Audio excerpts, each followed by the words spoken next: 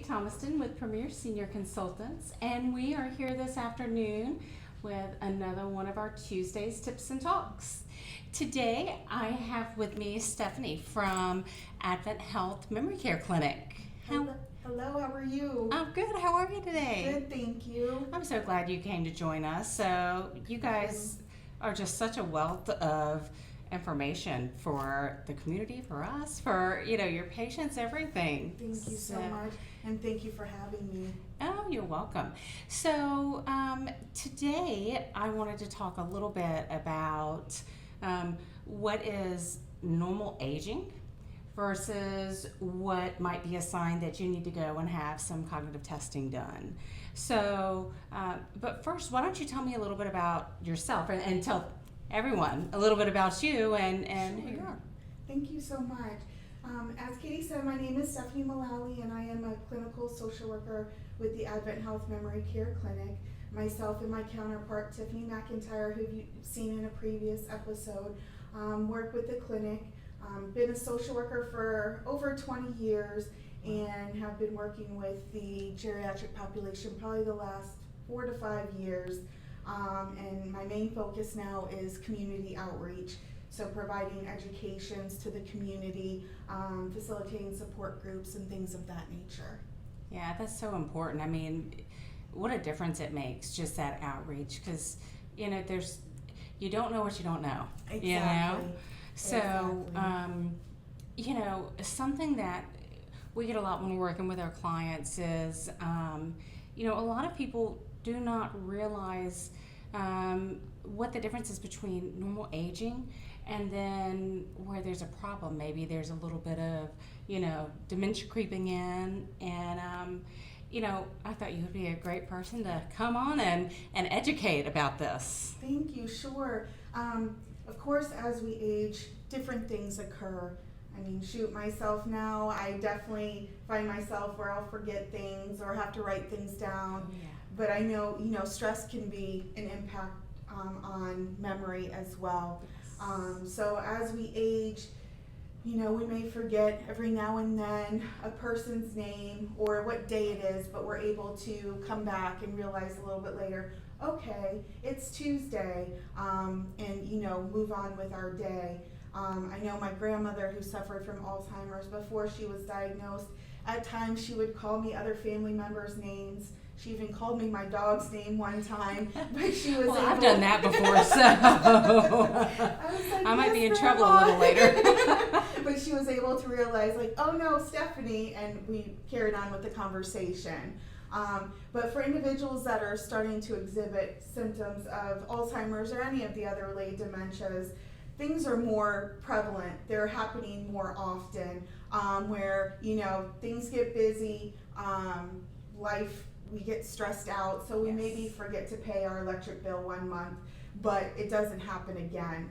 With someone with dementia, they aren't able to do their own finances or banking, or writing out their own bills because they're not familiar with the process. They've forgotten what that entails, how to even log on to the website. Doing the everyday, day-to-day, where we're able to exercise, use the restroom on our own, dress ourselves, those things start becoming impacted as well, where we're needing assistance and, prompts to, okay, what's the next step? Giving them choices still, but limiting the choices so it's not overwhelming them. And also, I know I may come in after work, put my keys down, and the next thing I know, they're not in my purse. Where did I put my keys? Yeah. But I'm able to retrace the rooms I went to when I first got home. Okay. Individuals with Alzheimer's or other related dementias, they're not able to problem solve and retrace those steps. So families will find things in the refrigerator, in those nooks and crannies in the house that they didn't even realize were there. Yeah. So when things become more prevalent, happening more often, then it's time to be concerned. Okay. So now what about someone who isn't necessarily having as many of those problems? It's just a little bit of the memory here and there, but no keys in the freezer, but they're starting to, become paranoid or those types of things. Is that a sign, hey, maybe you should check something out? That paranoia, delusions, hallucinations, things of that nature can definitely be a sign of the disease. Looking more at like Lewy body dementia, Okay. things of that nature.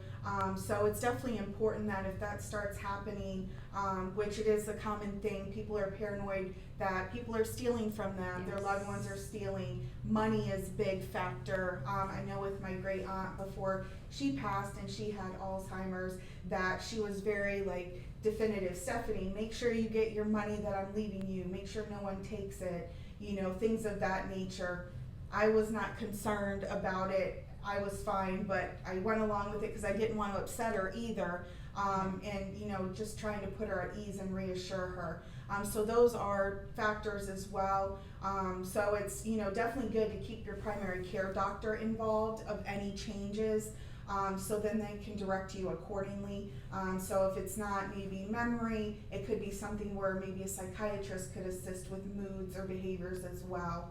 And if it's something that's sudden, where one day the individual is fine, there's no disorientation, you know, it could be a urinary tract infection, or if they've started new medication, it could be a side effect from that. So just really be mindful of those things, and as caregivers, we know our loved ones like the back of our hands, so just keeping observant of any of those significant changes. Okay, so do you have any, you know, so when someone has this question, they think, oh, maybe we should do some testing, you know, definitely reach out. So kind of what's the process? I know Tiffany went over it a couple weeks ago, but it's always good to keep reminding and keep putting it out there. What's the best way to contact you guys to get the process started, to get an appointment and just start with some of this testing? That's a great question.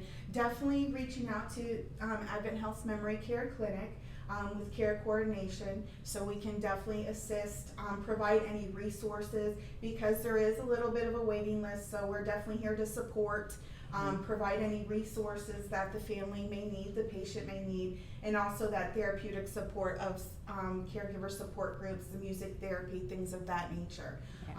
So then that way the doctor, our doctor, Dr. Valdivioso, can see the individual, do any memory testing. You know, she may order blood work, MRI, to really see what's going on and make a good determination of what the diagnosis can be. Okay. All right, great. So, you know, and then you guys can always call us, because I know you guys let us know about different support groups that you guys have as well. So, you know, if they can call you guys, they can call us. You know, we're happy here at Premier Senior Consultants to talk to you and help guide you along the path to help get you started in the process, because it's really difficult to kind of know how to maneuver and address, even in the interim, until you get into the doctor, and just, you know, some tips and tricks to kind of help you through. So correct, and it can be overwhelming for the individual as well as their family, just understanding what's happening, how they need to proceed, and just the different factors involved. So definitely having that support system, whether you're a patient with the clinic or not, we're here to help. Okay, awesome. Well, thank you so much. I really appreciate you coming in today and just talking with us and helping us to educate the community. And we really appreciate it. So thank you so much, everybody, for tuning in. We will see you in a couple of weeks. Bye. Thank you.